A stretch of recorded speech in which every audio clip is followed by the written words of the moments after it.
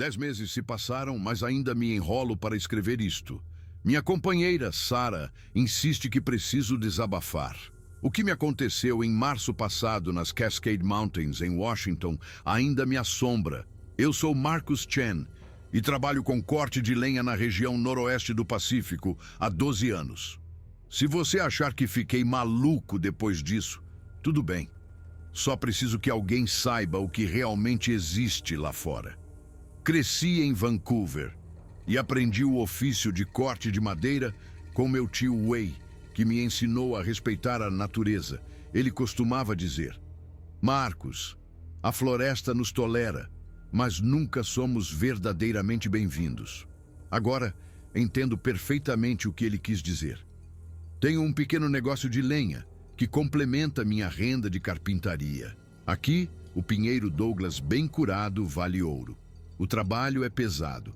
Tenho 42 anos e sinto cada hora com a motosserra na coluna. Mas há algo de honesto nisso. O lugar onde tudo deu errado é chamado de Ravens Ridge pelos locais. Fica a umas 2 horas a nordeste de Seattle, bem fundo nas cascades onde os turistas não se aventuram. Você pega uma estrada antiga de extração de madeira saindo da Highway 2, mal transitável mesmo, com tração nas 4 rodas. A estrada sobe por uma floresta densa até um local abandonado de uma empresa madeireira dos anos 70. A área tem madeira incrível. Tempestades de inverno e infestações de besouros matam árvores todos os anos e o serviço florestal permite a coleta de árvores caídas. Minha zona de corte favorita fica a meio quilômetro depois da antiga estação, onde um incêndio florestal há 10 anos deixou milhares de árvores mortas em pé, perfeitamente curadas. Aquele sábado, em meados de março, era um dia perfeito para cortar lenha. Sarah tinha ido para Portland, me dando o fim de semana inteiro. 50 centímetros de neve fresca, céu limpo, 15 graus. Condições ideais. Eu tinha um pedido de 4 cordas e precisava estocar. Carreguei meu caminhão com minha motosserra Steel MS 461, uma reserva Husqvarna, correntes extras, combustível, óleo, equipamentos de segurança e suprimentos de emergência.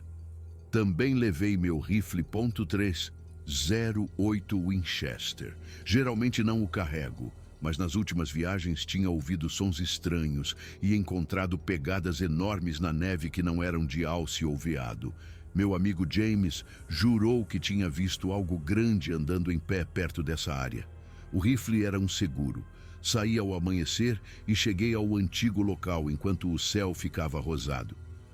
Caminhei até minha área de corte e me organizei metodicamente como o tio Wei me ensinou. Equipamentos posicionados, serras abastecidas, correntes verificadas, equipamentos de segurança afivelados. Sempre faço uma verificação completa de segurança. Um acidente com motosserra tão longe de ajuda é uma sentença de morte. A primeira árvore era um lodgepole morto em pé de 45 centímetros, perfeitamente curado. Derrubei-o, desgalhei e comecei a cortá-lo em rodelas. A madeira estava tão seca que a serra cortava como manteiga. Trabalhei firmemente por 2 horas, derrubando e cortando 4 árvores. Tinha acumulado provavelmente meia corda quando notei movimento do outro lado da clareira. No começo pensei que fossem alces, mas algo parecia errado. Eles estavam a uns 200 metros de distância, um grupo de 6 ou 7 figuras. O que me chamou a atenção imediatamente foi o tamanho deles. Mesmo de longe, eram enormes. Tinham vindo da mata densa. Sem acesso por trilha, voltei ao trabalho. Quando desliguei a serra minutos depois, eles tinham se aproximado muito. Talvez a 75 metros. Foi quando tive a primeira boa olhada e meu estômago gelou. Eram as pessoas mais altas que eu já tinha visto. Tenho 1,75 m e peso 85 quilos. Cada membro desse grupo era significativamente maior. O maior devia ter 2,40 m de altura e 180 quilos. Mas não era só o tamanho. A forma como se moviam na neve profunda era fluida demais, mais como animais grandes do que pessoas. Suas proporções estavam erradas. Braços muito longos, ombros muito largos, cabeças muito grandes. Eles não estavam carregando equipamentos sem motosserras, machados ou ferramentas. Não estavam usando roupas de inverno modernas. Estavam cobertos por um material escuro e peludo que parecia pele. Os sons que faziam estavam ficando mais altos. Vocalizações graves, grunhidos, respirações ofegantes. Não era inglês, chinês ou qualquer língua nativa que eu tivesse ouvido. Estava ficando nervoso, mas não queria abandonar meu trabalho sem motivo. Liguei a motosserra novamente, tentando agir naturalmente enquanto os observava. Eles pararam a uns 50 metros de distância, se reunindo e ocasionalmente apontando para mim. Depois de alguns minutos, começaram a se mover em minha direção novamente. À medida que se aproximavam, meu desconforto se transformava em medo. Seu movimento era fluido demais. Mal afundavam na neve, apesar da massa óbvia. Suas proporções estavam definitivamente erradas. Sua cobertura não era roupa, parecia pele grossa, aparentemente parte de seus corpos. Tinham uma hierarquia clara e comunicação sofisticada. O maior era o líder. Havia também estrutura familiar, com adultos protegendo os mais jovens. O mais jovem, ainda provavelmente com 2,10 metros, ficava perto daqueles que eu supunha serem seus pais. Quando estavam a uns 50 metros de distância, tive a primeira visão clara de seus rostos. Meu sangue gelou. Não eram pessoas. Seus rostos estavam cobertos por pelos escuros e grossos. Testas proeminentes inclinavam-se para trás. Mandíbulas projetavam-se para fora de forma antinatural. Olhos eram pequenos e profundamente inseridos. Quando moviam a boca, eu podia ver dentes maiores que os dentes humanos. Minha mente acelerou. A parte racional insistia que era um engano, mas outra parte me dizia que eu estava vendo Sasquatch, Bigfoot. Eles eram reais e estavam vindo diretamente para mim. Eles pararam a uns 30 metros de distância, tendo alguma discussão, ocasionalmente apontando para mim e meu equipamento. Decidi continuar trabalhando. Puxei o cordão de partida e a motosserra rugiu. O som os assustou, mas então o mais jovem pareceu fascinado. Ele continuou se aproximando, observando a corrente girar. Os adultos fizeram sons de advertência, mas o pequeno estava cativado. Me posicionei para cortar um tronco. O jovem Sasquatch se aproximou ainda mais, talvez a uns 4,5 metros de distância.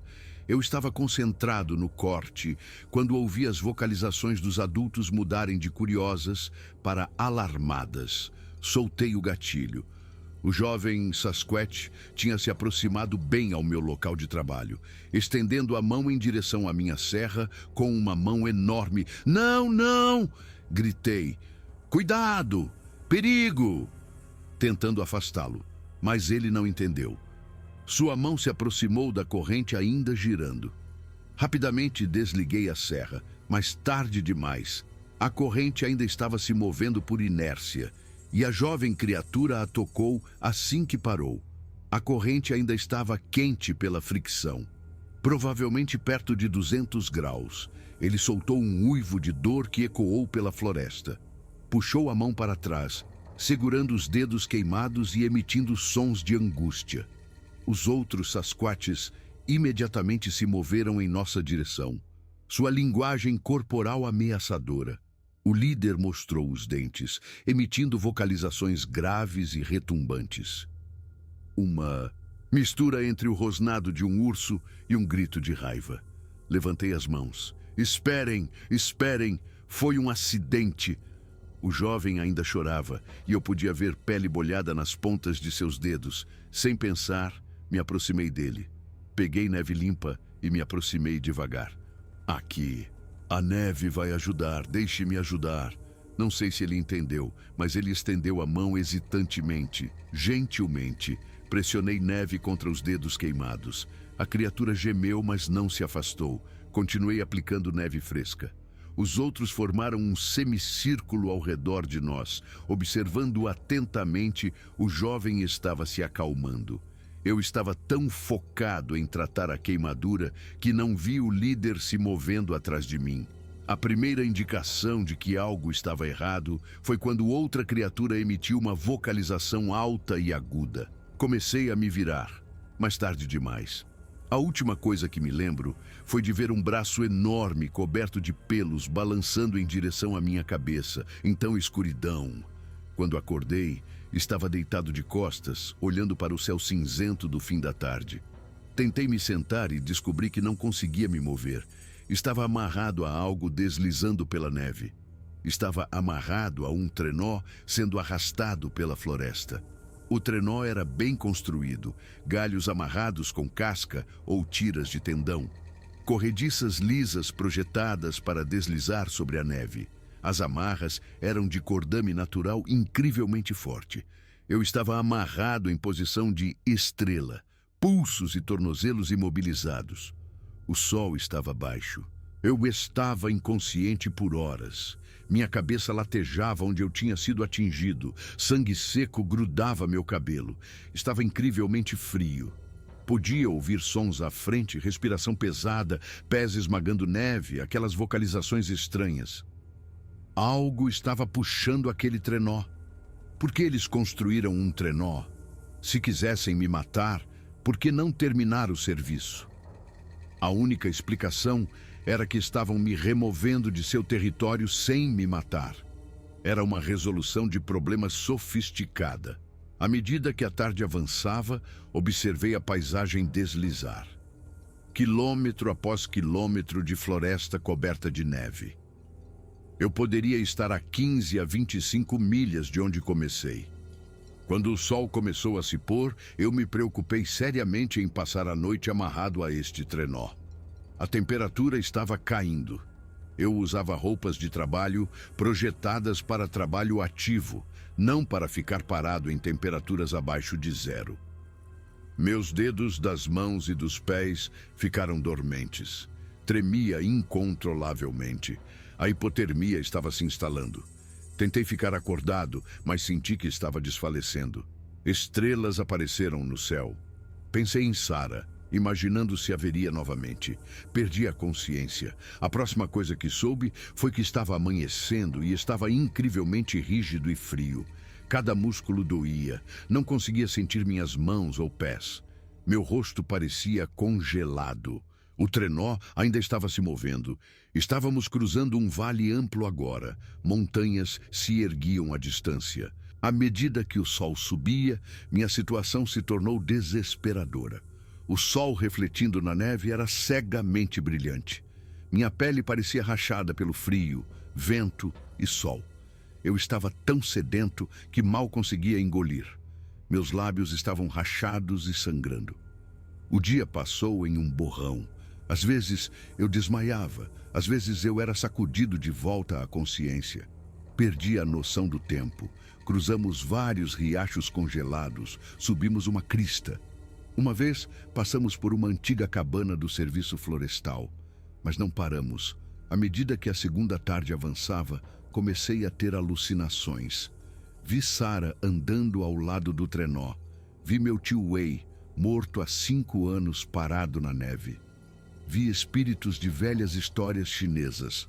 Eu estava tão debilitado que quase não percebi quando o trenó finalmente parou. Chegamos a uma pequena clareira perto de um lago congelado.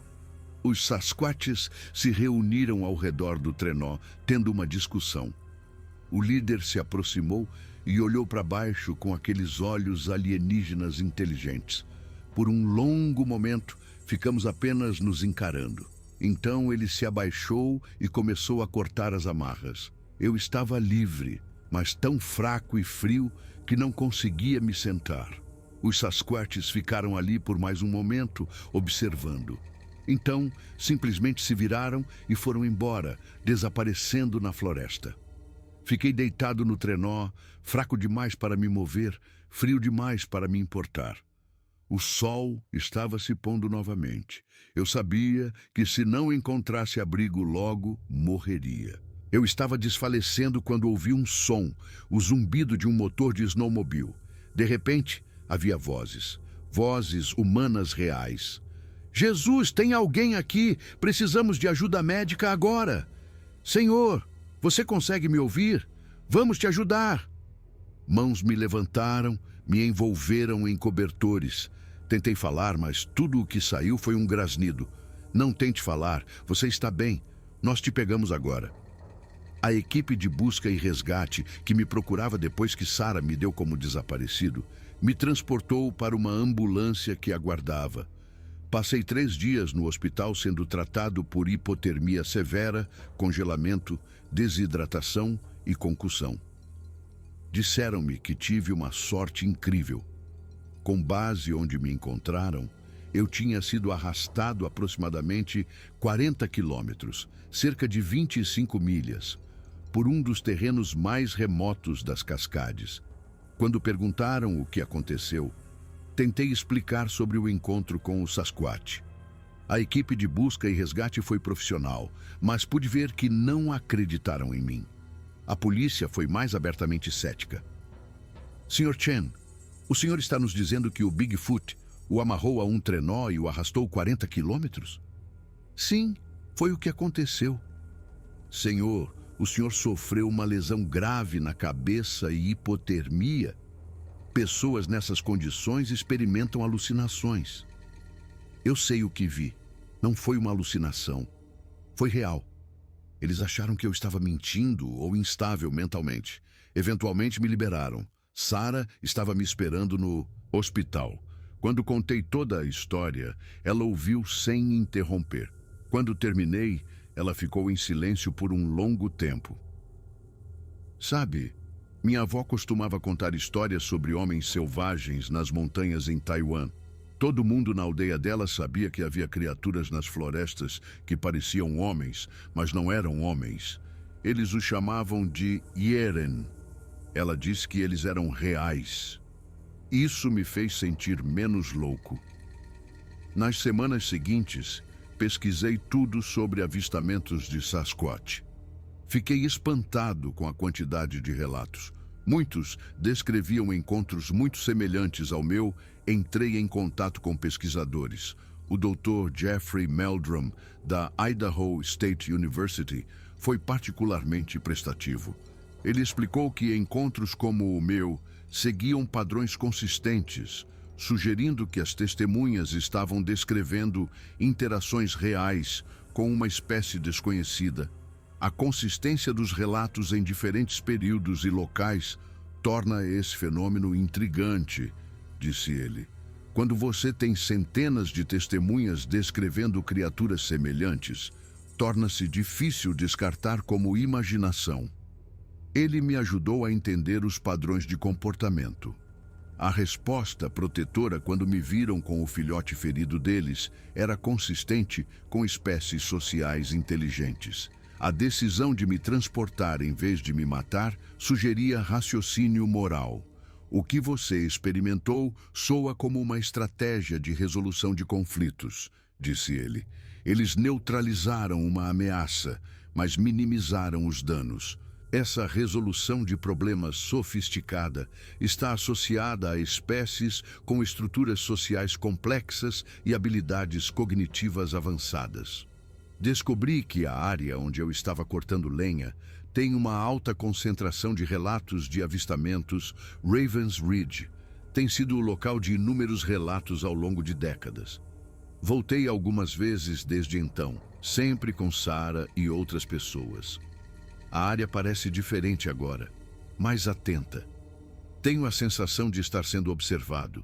Embora nunca mais tenha visto sinais da família Sasquatch, encontrei onde eu estava cortando. Minha motosserra ainda estava lá com outros equipamentos. Curiosamente, tudo estava arrumado em uma pilha organizada, como se alguém tivesse coletado deliberadamente. Tentei voltar às rotinas normais, mas tem sido difícil. Toda vez que estou sozinho em uma área remota, olho por cima do ombro. O encontro mudou meu relacionamento com a natureza. Algumas pessoas sugerem que eu deveria relatar minha experiência mais amplamente, mas não tenho certeza se quero atenção generalizada. Tenho um negócio para proteger, uma parceira para pensar e uma reputação, mas me sinto obrigado a compartilhar o que aconteceu para que as pessoas saibam que há coisas em nossas florestas que não entendemos. As criaturas que encontrei eram inteligentes, organizadas e capazes de resolver problemas complexos. Elas também eram incrivelmente fortes e potencialmente perigosas se provocadas.